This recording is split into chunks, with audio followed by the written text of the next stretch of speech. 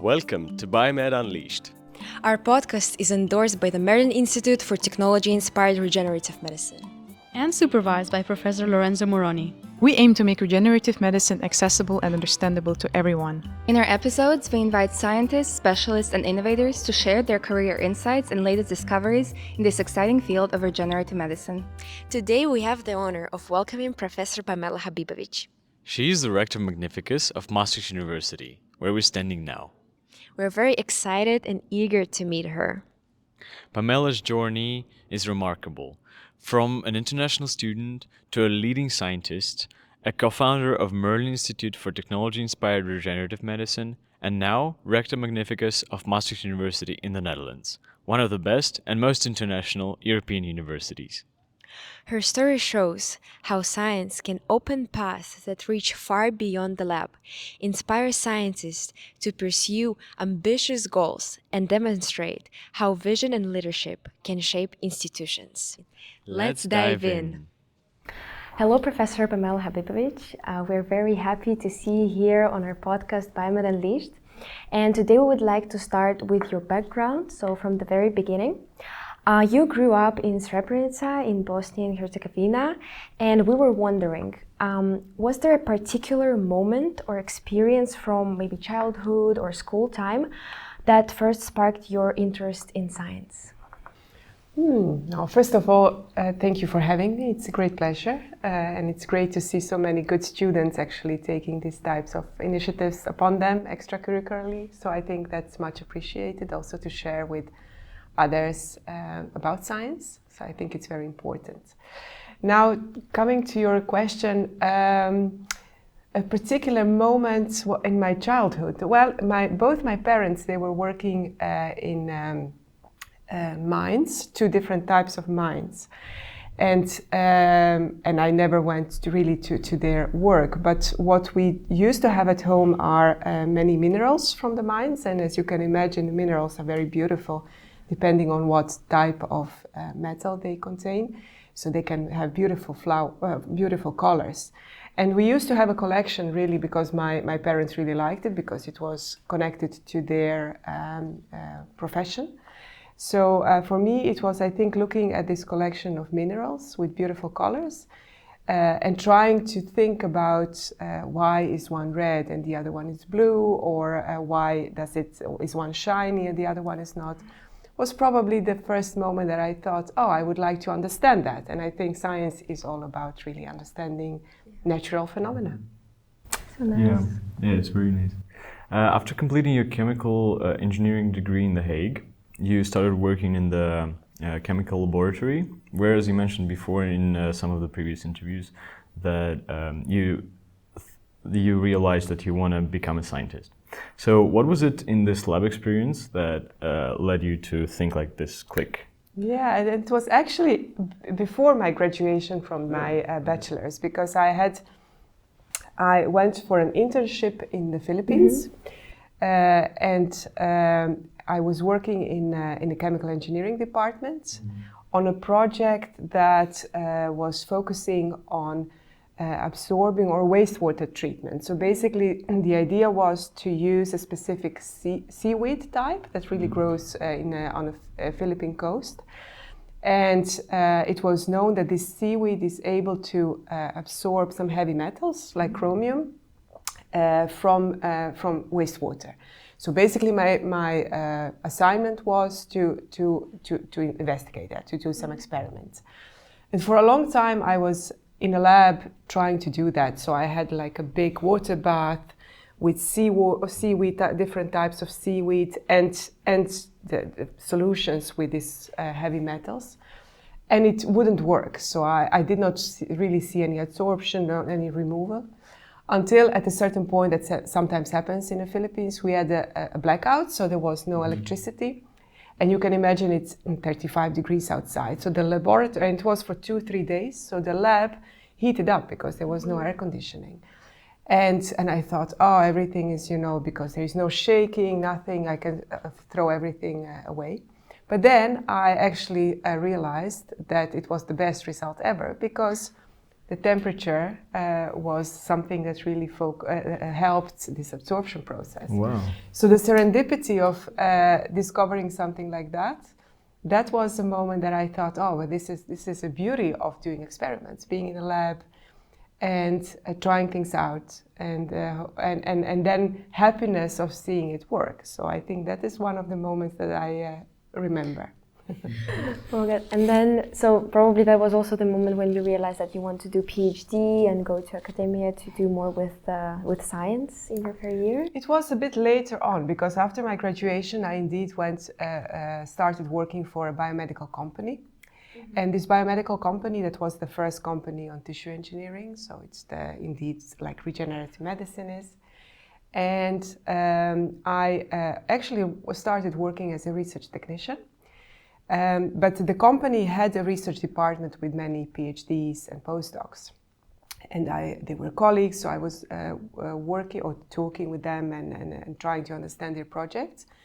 And then I realized that I really would like to do that too, and the reason was because as a research technician I was a small part of a bigger project, so I was doing experiments on a very specific thing.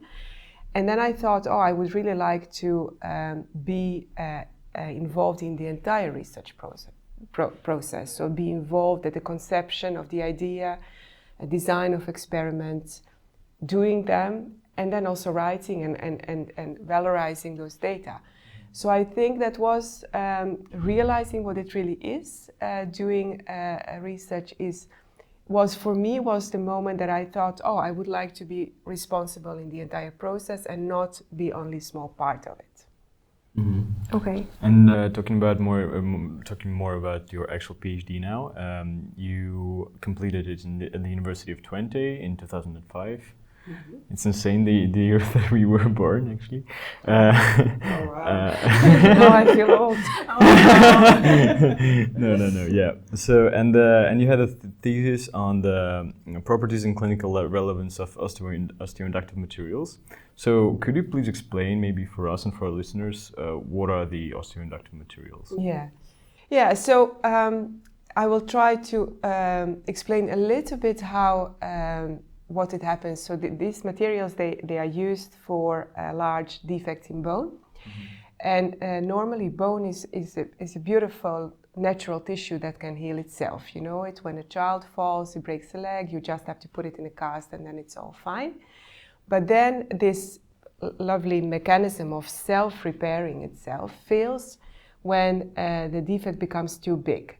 Imagine that a severe car accident or tumor removal, for example, leaves a very large defect in a bone, and that is when the natural repair mechanism of bone fails. And then that is when we have to interfere.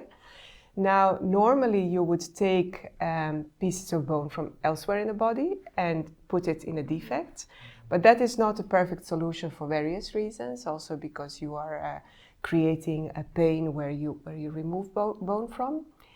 But the beauty why this works nicely, this repair by transplanting bone, is because this bone can trigger new bone to be formed.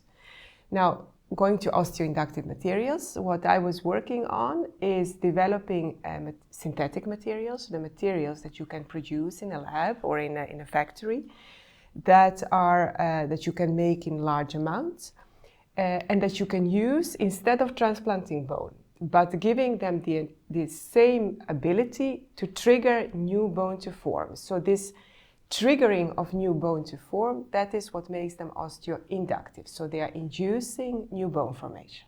Mm-hmm. And you did such a specific PhD topic. What brought you to this specific topic, to this intersections of materials and biology? Because before that, in the beginning, it was a bit different, right? The type of science that you did. Yeah. Why exactly tissue engineering? Why did you go to this company in the first place? So. Yeah, well, I was doing my graduation internship there.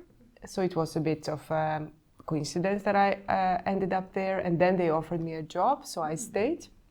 And then when I thought of the idea of doing a PhD, I thought, oh, I have to come with an amazing idea. And so I did that, and I went to the professor and I told them, well, this is my project. I would like to do a PhD, and they read it and said, oh, it's a horrible project, but we think you are good enough to do a PhD. So actually, they rejected my project, but accepted me, and then the company was already working on materials for regeneration of bone, of skin, of cartilage.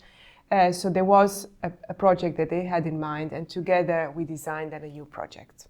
So and to be honest, as my background is more in chemical engineering, I really liked the application of something in medical field, but from this engineering and chemical perspective. And this project working on these synthetic materials that you can actually synthesize and design was something that I really liked, because that was my background. But also the fact that you applied to eventually help patients was rewarding too. So yeah, I think it was a lot of serendipity, but it was a good choice in the end. And talking forward, after you completed your PhD, you moved for the postdoctoral fellowship to Boston, or to the Boston Children's Hospital. So, and how did you experience this moving from the Netherlands to the US, to one of the best universities, one of the best places to? Yeah, I love being in Boston. I think it is the place with so many beautiful minds and smart people in one place. It's truly impressive. It really is.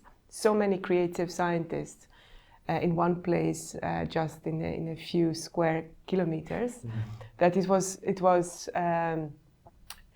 impressive. It was also a bit scary to see what can I do when I come to such an environment. I worked in a lovely laboratory with a small one, with a bone biologist. So that was also new for me, because it was somebody who was really an expert in biology. So it was a good match working there, very nice colleagues. I did see, and it was not in my own research group, but I did see people around literally locking their laptops and taking them with them to the toilet because they were afraid that a colleague would see it or somebody else would. So also this competition that you sometimes hear about was visible and also very scary, and it was also something that I did not like about this extreme competitiveness. I also don't believe that such a competitiveness is needed to do good science, because good science is, in my view, is not something you do for yourself, but you do it for others. And that normally, if you do it in a team and together, you can always do more, no matter how smart you are, than if you do it on your own. So I've seen beautiful things. I've met some very, very interesting people, very smart people. I was and I am still impressed by everything that is in Harvard and around. But I've seen also the what I find a bit of a dark side of science, and that is this extreme individualism and competition that I just simply don't think is effective and necessary. So so both sides. But I had a great time, for sure. And comparing this, comparing the things that you're talking about now, right? The extreme competitiveness, like this whole thing. Is it was it different when you did your PhD here? Like, how was your experience in here compared to the postdoc? Yeah, and I have to say that it was a bit peculiar situation, because I did my PhD within a company. In the end, of course, I got a degree from the university, but so it was a bit different, because I think in general in companies you have a very clearly defined goals, what type of research is being done, and on the other hand, I think also for such a company you need innovation. So I still felt a lot of freedom in doing type of research and doing it the way I wanted. But as a whole, you had a goal to also bring something to patients as a company. So that this competitiveness I did not feel it there so much. And I think in general, I'm hoping in general that it is not so much the case at Dutch universities. I think this competitiveness is still there, but it becomes more visible later on in your career. So when you are an assistant professor, associate professor, so you're becoming tenured. And it is slowly changing, but too slowly as far as I'm concerned. So it is not as, I did not experience it so much here, and I think it's slowly changing, but I do still see a lot of people struggling to make a career in science, and I think that comes with extreme competitiveness too. Mm-hmm. And if we also add another year experience, that after postdoctoral fellowship in the US, you went to Canada, to McGill University. So if we also add this, how would you compare then maybe the US system to the Canadian system? Do you think it was different or? Yeah, well, I felt, so I don't dare to really generalize all the Canadian versus, because I only have 2 experiences. Yeah. McGill was a bit more of course it's one of the top universities in the world too, but it was a bit more European, I would say. So yes, competitiveness, but less, I would say less, you either make it or you're gone. So I think it was a bit, I would say a bit more like I was used here, and I liked McGill because it's a very a large university, also a very broad university. So the nice thing there was that you really could work with other disciplines as well, it's in general it's a great place to be. I think Montreal is nice, McGill is nice, Canada is great. So, but yes, I would say a little bit less competitiveness than I observed in Boston. Mm-hmm. And after doing these years in the North Americas, you decided to come back here to the Netherlands, to the MERLN Institute in Twente, to lead a research group there. So, and what made you actually come back from the North America to the Netherlands in the first place? Yeah, I'm just very European. So, and I really enjoyed my time in the US, and I still like going to the US, and I like the way of life, and it's a beautiful country, and so is Canada, but I'm just very European, so I just like Europe. So that was, I think, also, and of course having family and friends here, it was another reason. So I could have stayed longer, but it was always the idea to come back to Europe. Mm-hmm. Yeah, and the Netherlands in particular, because I mean this is where I had kind of built my life before that, so it was a logical place to return to. Mm-hmm. So then you continued working at the Twente University, and you worked closely with your previous PhD supervisor, with Professor Clemens van Blitterswijk, who is considered to be one of the founding fathers of tissue engineering in Europe, and whom we also had the pleasure of interviewing in our last episode. So how did his vision of regenerative medicine and tissue engineering influence your own research direction, if it did, of course? Yeah, it's a pity that I did not hear his interview. I hope he was very positive about his... So yes, he actually was. He actually was. No, Clemens is by far one of the most creative scientists I've met, in a very special way. I think he's extremely forward-looking. He's very ambitious, but he really has a very far-reaching vision. He has always had that in how he's somebody who is able to really look into moonshots. So what can we really achieve, and how far can we go there? So that was something, whereas I personally, I think I am a bit more, I guess, a realistic person. So I'm a bit more, but let's see how we can do it step by step. And what I've learned from him is indeed to dare to dream, that it even things that that look completely crazy, that they are very important to have them in your mind in order to kind of set direction, to be ambitious in terms of content, not ambitious as a person, but in terms of how far we can go. And I think having had him around for a long time, helped enormously to develop that myself too, to have this, to allow myself to think, yeah, but is this it? Or can we go much further than that, even if it does not seem feasible now? So that's something what I've learned from him. One of the many things, by the way. So I think I think I regularly call with Clemens, even now, and we disagree about many things, but the discussions are always very, very inspiring. Yeah. So then later in 2014, when you were still in 20, he also came to you with his big vision of moving to Maastricht, right? When he invited you to join him and a small group of colleagues to co-found the MERLN Institute for Technology-Inspired Regenerative Medicine. And for listeners, a small spoiler, today, MERLN is a successful research institute that develops cutting-edge technologies in regenerative medicine, such as, for example, 3D printing technologies and smart biomaterials.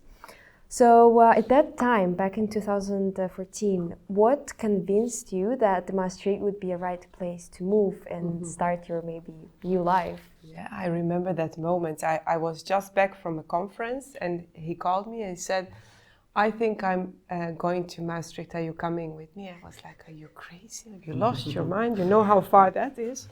And what are we going to do there? But then I think he needed only 5 minutes to convince me because he said, well, yeah, it's going to be tough, but we can start something new. And we can do it the way we would like to have it. There is universities willing to and also the region, the province is willing to invest in us. They believe that we can do it, and we can, starting from scratch is going to be tough, but the big advantage is that we can do it the way we would like to have it.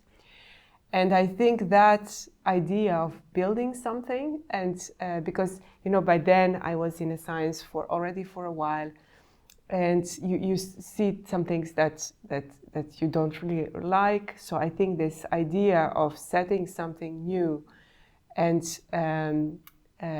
you knew it would be tough, but it was also so attractive, the fact that you can do it and that you can start something new, that, yeah, I think very quickly I said yes. Yeah. Nice. And you were one of the founders of MERLN alongside Lorenzo Moroni, Jan de Boer, Clemens van Blitterswijk, and Roman Trockelmuller. And Lorenzo Moroni, he's currently our supervisor for Biomed Unleashed. And and back in 2014, you at MERLN, you became the head of the Department of Instructive Biomaterials. Mm-hmm. So how did you first define the goals of this department, or maybe of MERLN in general? Yeah, I think it was of MERLN in general first, that we thought, and that's a nice thing that you really start from scratch, designing what you would like to do, so what we are good at, and of course you look at the expertise of people around and say, okay, what can we do and what are we good at? So I think also, if you think about MERLN Institute for Technology-Inspired Regenerative Medicine, that is already a certain choice that you make, that you say, okay, what are we good at is technology, it's also material science, that is also the background of the group. And how can we distinguish ourselves from others in the world working on regenerative medicine? So what are our unique strengths? So that is a little bit how we started thinking. So what is our unique selling point, if you wish? What can we? How can we make a difference? And these are a few things that we made in choices, saying we're not going to to organize it along the lines of a tissue, body parts that we normally do. So we don't do skin, because that is sometimes a normal way. Say, okay, we focus on skin, or we focus on an organ, or we focus on bone. But we said, no, we are going to do it differently. So we are really going to look into biological aspects, engineering aspects. So that is a little bit how we developed it. And then from that point on, of course, you start from your own expertise. It is not like you also, because you know what you know and what you are good at. And that is indeed how, for instructive biomaterials engineering, we said, okay, we would like to develop materials that we can control the behavior of in the body in a broadest sense. Osteoinductive materials are one example of that, but you can think of many other ways of instructing biological processes in the body, and of different materials, because I've been mainly working on inorganic materials, but of course many people are working on polymers or metals. So that is a bit how we have kind of designed it. So saying what are our strengths, how can we be different or better than others, so how can we make a difference, and then really looking into expertise and trying to fill gaps. So that is how we started, and how we started also building it from that point on. And so you said that you made an example of osteoinductive materials, for example, for bone regeneration. Can you provide an example of another maybe instructive material that could be used for regenerative of something? Yeah, I think a nice example is all kind of work that we are also doing more in organoid and organ regeneration, where you see, where you design extracellular matrix. So this is basically what cells in the body see around them. If you can also make synthetic materials that mimic, so that they can also provide the cells the environment that feels like the body's environment. These are mainly polymers or hydrogels, different types of materials. But that is also really the way of controlling what cells sense, how they behave, how you can create an environment in which they have this regenerative capacity. So that would be another example, for example, more in the context of organ regeneration. Mm-hmm. And as a person who took the opportunity when Clemens offered it to you to co-found the MERLN Institute here, what would you advise to young scientists who also are doubting whether to stay in some big laboratory, continue research there, or maybe to co-found something with their fellow scientists? Like, what was the breaking point for you, basically? Yeah, I think it was just for me. It was the fact that you, again, maybe like I explained in the beginning, why choosing to do a PhD, is that I really wanted to be involved in this entire process of conceiving the idea to making it really happen and having a result. I think it was a trigger again for me, that you can give it a certain identity that you believe in, and you met Clemens, and you mentioned yourself that he's one of the top scientists in this field, and that also, if you kind of grow up as a scientist in such an environment, you are always a little bit in a shadow of the big professor, unfortunately, because I think, and not unfortunate for Clemens because he deserves it big time, but I mean in general, also there we often think that one person makes it, but it's always the team that makes it together. So at this, and I must admit that Clemens gave all of us a lot of space to develop our own ideas and develop own identity. So I think it is also my advice to young scientists is more that the choice should be what feels as a good environment for you. What is an environment where you feel that you can be yourself, that you can do what you think is the right thing to do. And if it is a place that is established and that you can thrive and you can, you feel comfortable and you can work from there, it's great. If you think it's a place where you really want to start pioneering and really doing it together with others in a different way, is also fine. what I think my advice is always try, although the academia is sometimes a very conservative, sometimes an established place where what is right and what is wrong, what is good and what is bad is sometimes a bit old-fashioned. Always ask yourself, do I feel okay with that? And if not, then just go and try to find a better place for you. And in terms of also research, you have over 100 published peer-reviewed articles on the topic, mostly on the topic of biomaterials and regenerative medicine. And you also hold and held editorial and board member positions in major biomaterials journals. So we had a question as also people who step into the science world. From your experience, what is truly important when it comes to publishing research? Maybe what advice would you give on that? Oh yeah, so it's a bit difficult to say, because I think in the end publishing is the way by which we can show what we have done, by which you share your research with others. It's a dissemination of the results in general.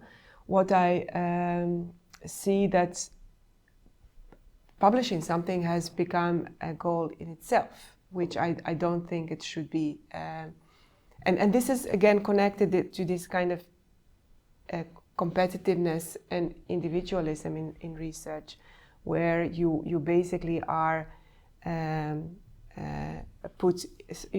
classified in you're a good scientist or bad scientist, whether you have 100 or you have 10 papers, and whether they are in Nature or not. That makes this publishing a bit of an issue, I find myself, because publishing has become a goal in itself, whereas actually publishing is nothing else than disseminating and sharing the data with others. So for me personally, I always hated numbers in publishing, and I hated being valued based on numbers of papers or age indices, especially if I knew that those people who were judging about my qualities had no idea what the content of those papers was sometimes. So for me, it's always about the content. And it's also perfectly fine not to publish also things that are not great, but they are still there to disseminate and to share with others, even if you consider them failures yourself. But if you, what is beauty of a good publication, I find personally, is the fact that that everything comes together, and that you are proud of showing that you have been creative in developing a certain idea, doing the right experiments, writing a good narrative around it, and explaining what it really means, discussing it against the backdrop of the state of the art in your field. That for me is a good publication, and whether it is, the journal, it doesn't really matter so much. Of course, impact is sometimes, connected to a certain type of journals. But for me, it's really the fact that you are proud of that paper, and that could be different things. It could be the amount of it, it could be the type of data, but it could also be the very mere idea that is extremely creative. So there is really a difference in there. And I have papers that are not so much cited, but that I really love, because I really think it wasn't a very creative thing to do, and others that have made a lot of impact because people find the data extremely useful for their research. So I think it's a variation there.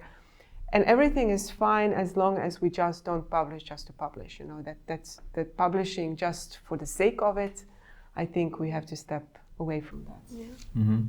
And I was just thinking, you mentioned that scientists might have a lot of ideas, like in their papers, but like also from one of the previous interviews, I remember from Marianne van der Steen, we talked with her also about that, and she mentioned that like scientists might have a lot of ideas with them, but some of them, like most of them, they fail to go through with the actual research, with the successful experiments, research. Yeah. So my question is, what made you, like, how do you how do you make a good idea come true through the research? Yeah, and I think I understand what Marianne meant, is that sometimes scientists go to a phase of a kind of proof of concept, basically showing it's an amazing idea, and you show that it works, but yeah, the validation is still not there, or you indeed don't go further with it to maybe bring it to patient if the idea was to develop a new therapy, or a new platform is not being developed further in order to be taken over by a company, or and that is true. So for me, it depends a little bit. It depends what the goal of the research is. Sometimes it is indeed just to understand something, and that's perfectly fine to stay with publishing and build on that knowledge. Sometimes, and it is especially in our field, regenerative medicine, every paper will start or will end with, this could in the future help. It's true, right? And then we stop, and then we start with another idea. And that is what I think in general in university. On the other hand, I don't blame scientists for that, because you already have, it was an amazing amount of work to get to the point of publishing it. It is not up to a scientist to also do everything else to bring it to for example, to the patient or on the market. And I think there is a responsibility there for universities to really develop a good service, if you wish, or support to take it from there. And I don't expect every scientist to be able to do it themselves, but I think that we as universities, because it is also one of the official tasks of universities to valorize on the research ideas, is that we should develop very good support where scientists for whom it is their baby feel comfortable saying, okay, this is it, this is a good idea, please help me bring it further and to make also different type of impact than just scientific publication. And I think we are not doing a great job there, so that we could do much better. Not only our university, all universities, I think. Mm-hmm. So there is really improvement to be made there. Mm-hmm. Mm-hmm. And if we jump a bit, currently you're a Rector Magnificus of our university, Maastricht University in the Netherlands. In which ways do you think it can be done? Is there an example of how you think, like specifically, university could support a scientist? Yeah, I think you really have, you need to have right people. So it is all about people. I think it is in the end, it is in people who understand the research, also people who understand the needs, whether it's a societal need or a market need, or what that understand what is out there, what is it that you can make impact with, but also people who really understand the research and what it really means, and who actively are present in a lab to understand what is going on, to try to also scout ideas, but also to give a direction. Okay, if you would like to make an impact with this, maybe you could, as a researcher, you could take a detour and do something else. I think really understanding the needs of the society and understanding research and trying to make a connect, I think that is what we really need. I think now we are either one or the other, so I think now we kind of feel that the researcher, that they should recognize, okay, I could make impact with that, and they bring it to somebody who can then apply for a patent. But I think there is a gap in between there. There's really a gap of people who understand both in order to scout the good ideas and match them to the need, and then take it from there. So whichever direction it goes, and you can't expect that from every academic. There are people who are good at it, but there are also many of us who really have no idea how to do it, and that means that they need a better support. And so that's also something that we as a university are trying to improve for the years to come. Yeah. And jumping a bit back to 2019, when from the head of the Department of the Bioinstructive Materials, you became the MERLN Scientific Director.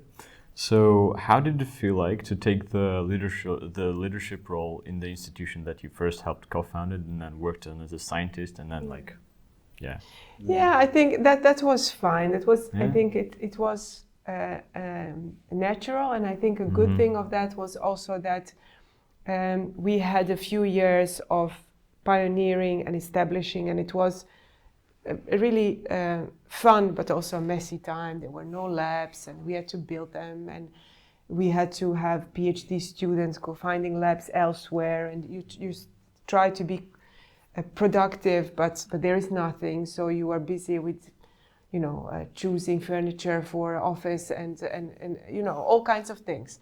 At a certain point, when I became a director, I think we felt that we were coming in a kind of a steady state, and that means that we really wanted to establish our own procedures for all kinds of things. So to get in this kind of consolidation phase.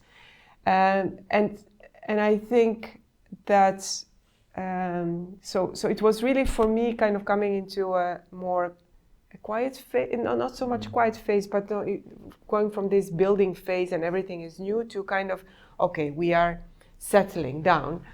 So I think it felt okay, and I think the entire institute felt also that we needed to establish some procedures that we know, sit back and look a bit like, what do we have to have and how does this work, while of course doing research as we always do. So I think it was fine. I think we were still, it was it is a great group of people, and I think I always worked nicely with all the colleagues, so I don't think it was a huge change. Other than and also I think if you take such a role upon you, it's a kind of responsibility that you are taking for the entire institute. You are not suddenly a boss of others, right? So you try to consolidate it, and you still work together. So it was fine. Yeah. But still, in MERLN, there are a lot of people from different backgrounds. I think there are people from more than 40 countries across multiple disciplines. So you said it's not about leading, but still working all together.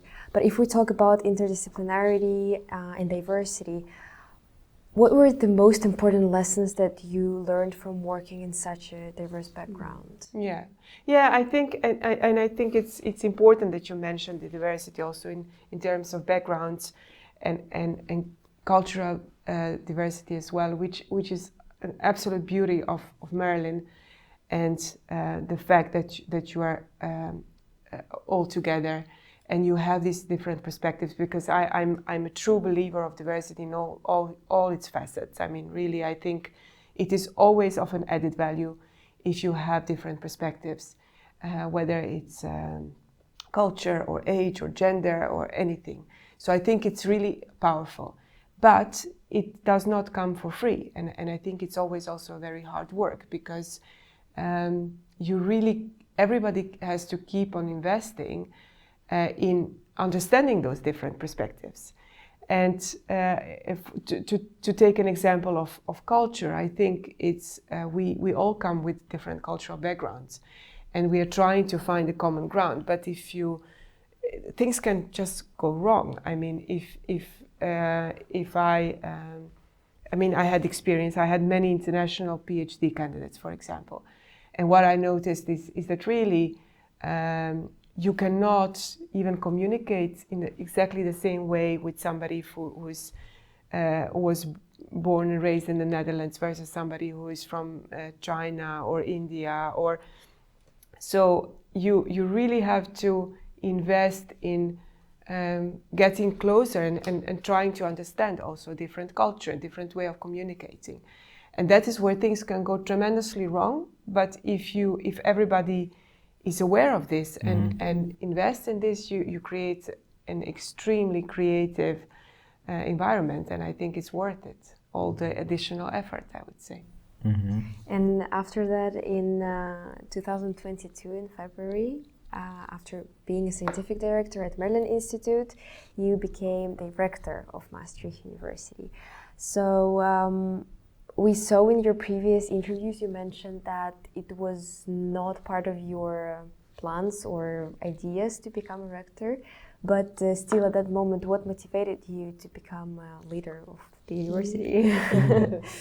Yeah, you're right. I mean, when I was approached, I was like, no, because I was not done at MERLN and also academically, because I knew if I would take up this position, that would mean that my research work would go back to my, basically as a hobby. That is the time that I can put into it in my free time, that I can do something. So I really did doubt, and I was also, again, from this conservative way of looking at this type of position, I felt I was relatively young academically and otherwise, also with regard to experience. So it was really not something that I considered. On the other hand, after some thoughts, there are a few things in the academic world that I think should change. And again, coming back to this idea of extreme individualism, of the fact that we don't value all the academic work that is being done equally. The fact that there are so many things that I thought should change in the academic environment. And then this position is a unique position to be able to make a bit of a difference and change. So in the end, I also thought, well, there are a few things that I would like to see differently. And I also thought if I don't do it now, I may not feel like it when I'm 60, because then it's a few years before the retirement, I will probably not feel energy or even don't see fun of it. So that's why I thought, well, let's try it. Being very naive, by the way, because changing something in the university is not so easy. Yeah, and you mentioned that interdisciplinarity is very important when it comes to advancing science forward. But could you share maybe an example from either MERLN or Maastricht University where this interdisciplinary collaboration really elevated the research or some other project or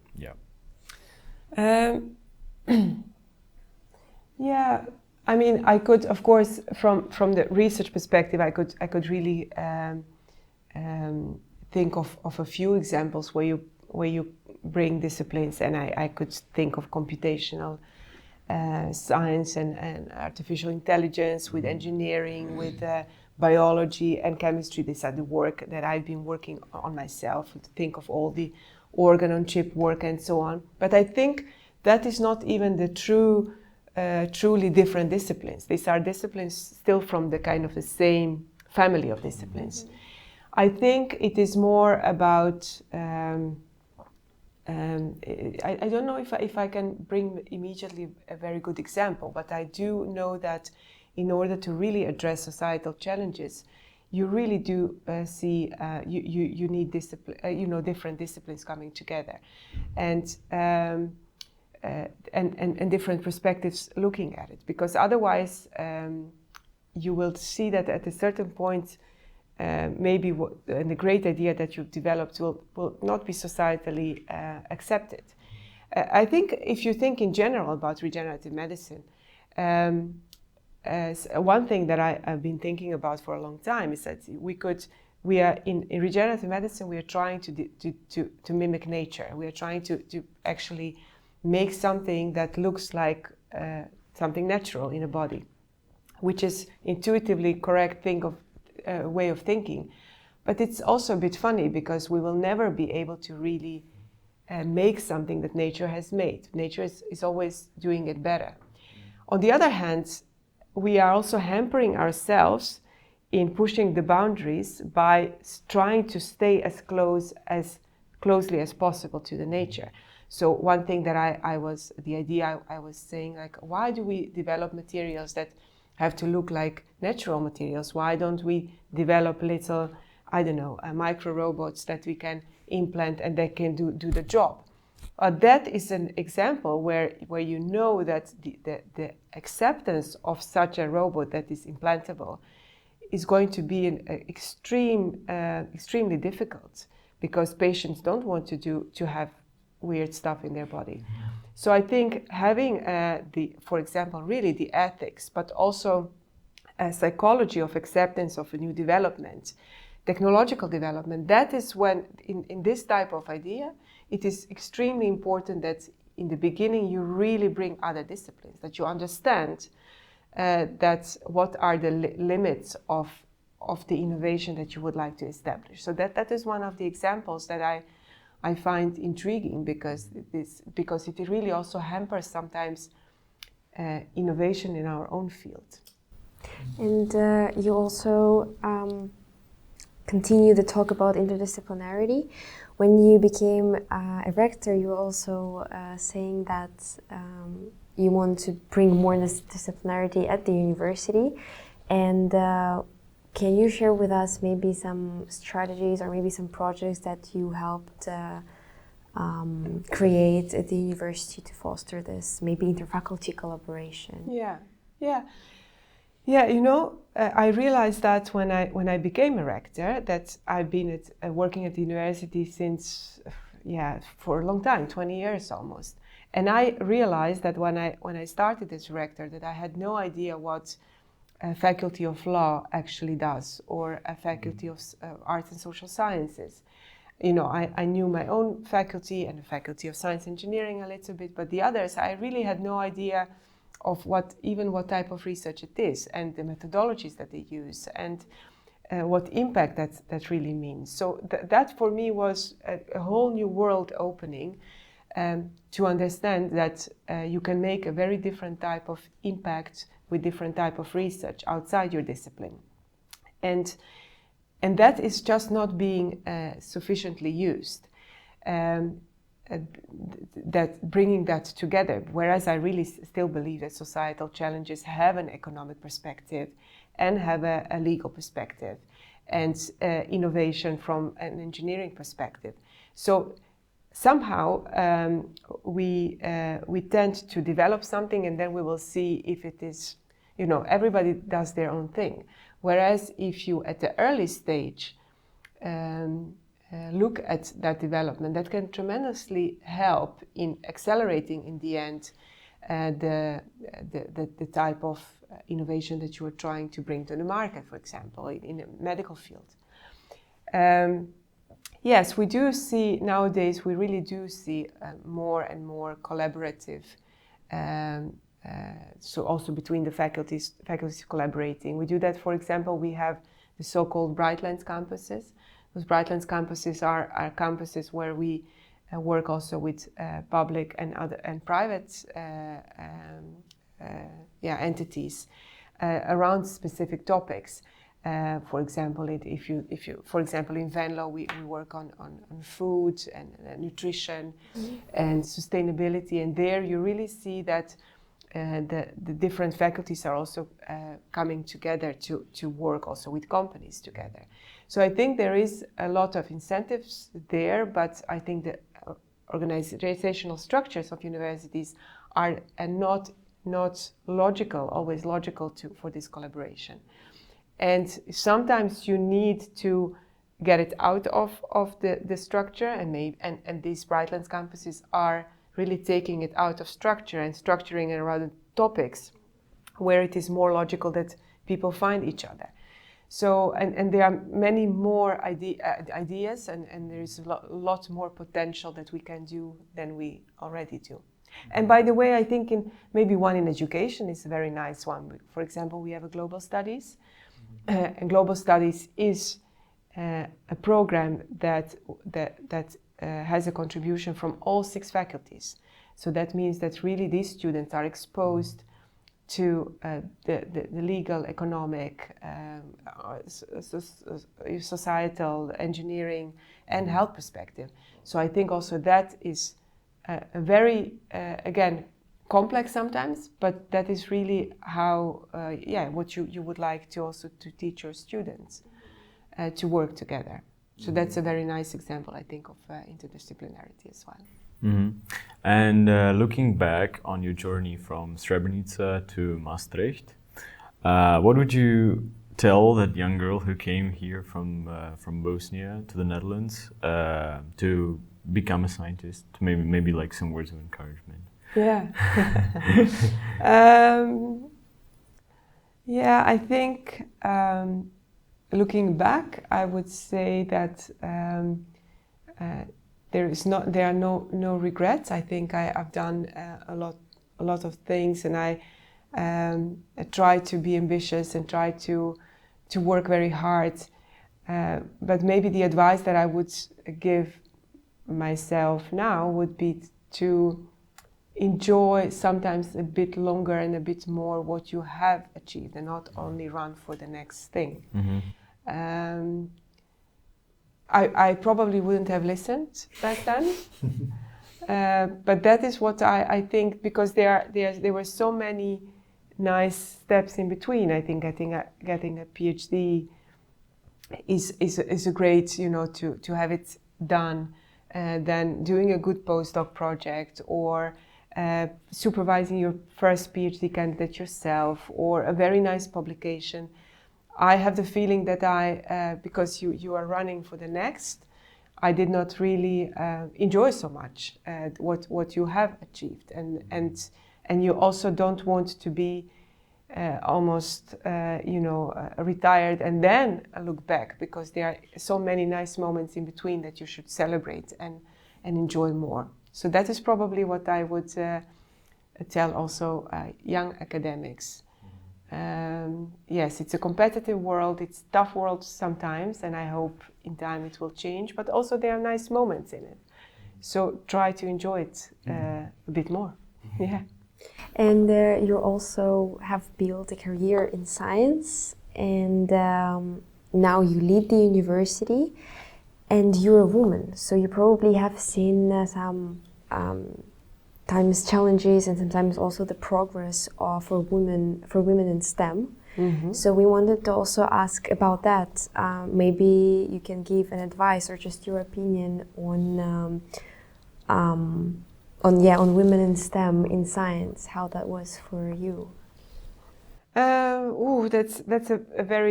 That's a few questions in one. I think in general, I think being a woman in academia has not always been easy. That I really dare to admit, and that comes back to what I said in the beginning of our talk or conversation, is about whether an environment feels okay for you.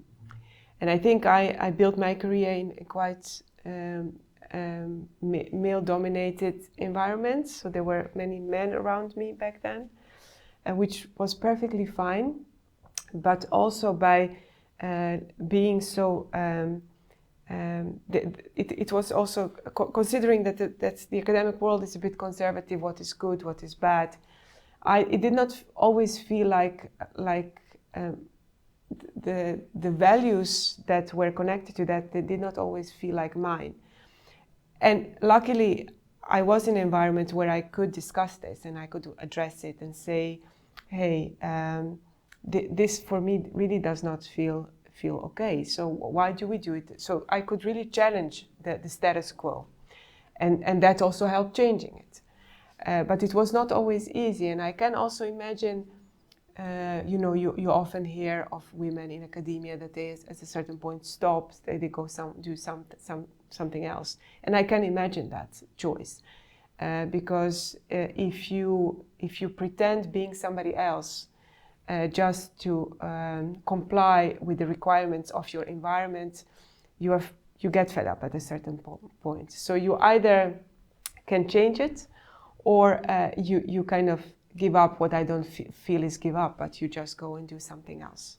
So that is, I think, one side of it. So I think, and with more diversity, you can really change that. You can also create a broader environment that feels comfortable for more people. Now, specifically in STEM, what I think is not something that we necessarily can change, but what I see also with my own children now, being in a high school, is that also there somehow the idea of being in STEM is difficult. It's not for girls. It's not. They should still in this day and age, real engineering is not for girls somehow. And no matter how many examples there are out there, this is very, very, very much present still. That's and I don't know what it is. So I think it's the entire society still has to go through this, that it really doesn't make so much difference. And in the end, I will be the last person to force somebody to do something they don't like, but not giving them a chance to discover whether they like it by already saying it's not for you. That is really something that we should change. So yeah, I would hope that this will change, because it will automatically also bring more diversity in STEM, and thus make it also more comfortable for women who are there. Mm-hmm. Yeah. Pamela, and for you, what would you say is the most impactful achievement in your career? Either the scientific or the leadership. Yeah. That's a difficult question. I don't think I have reflected enough, so I'm yet.